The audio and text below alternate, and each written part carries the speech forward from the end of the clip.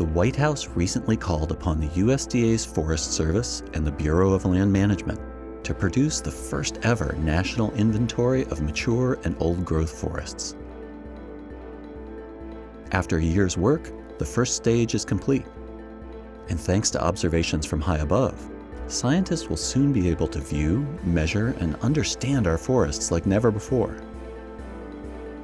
NASA's GEDI instrument on board the International Space Station helps estimate tree height and biomass, adding a new dimension to the study. The Forest Service has been studying old-growth forests going back almost 100 years. Others before us have been studying much longer.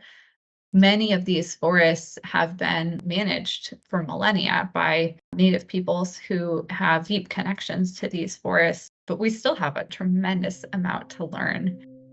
We have data that's been measured on the ground that tells us a tremendous amount about what's out there, but a ground inventory is necessarily going to have gaps in it. We can measure one plot for every 6,000 acres of forest. What remote sensing data does is it really allows us to fill in those spatial gaps, but also the temporal gaps. We know that with the frequency of disturbances that are happening on our landscape now, we need more rapid information. So for example, with the NASA GEDI sensor that we're using in this particular study, we're working with the NASA scientists to identify that relationship with those ground measured information we know about forests. Ground surveys collect detailed information about forest types and health, and tree ring data provide a window back in time. Today we're in a marginally documented old-growth forest. It's on Forest Service land in the Tyutmanov National Forest. And this is home to the oldest documented eastern hemlock. And we're putting in plot today and then going to try to core some more older trees so we can get about 5 to maybe 6 centuries of history. Looks like it's got a density of rings. Oh yeah, and a release there. Old growth forests are quite often where we go to get those long histories, where we can learn about frost events and droughts and insect outbreaks and any kind of important ecological, climatological, and even sometimes cultural events that happen. They're stored in the trunks of these trees. And the oldest trees have the best stories because they can go farther back in time.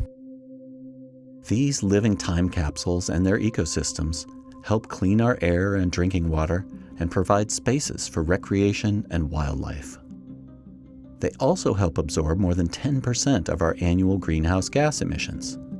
While younger vegetation accumulates carbon more rapidly, old-growth forests contain more biomass overall and store more carbon, another variable that can be estimated from space. In addition to GEDI, observations from NASA's ISAT-2 satellite and several field campaigns have helped measure our ever-changing forests. You know, the precision of LiDAR now is from a space station, how you can beam the LiDAR system down and in 30-meter radius plots, you can pull in all this information about the height of the canopy, the changes in the canopy over space and in density of the forest.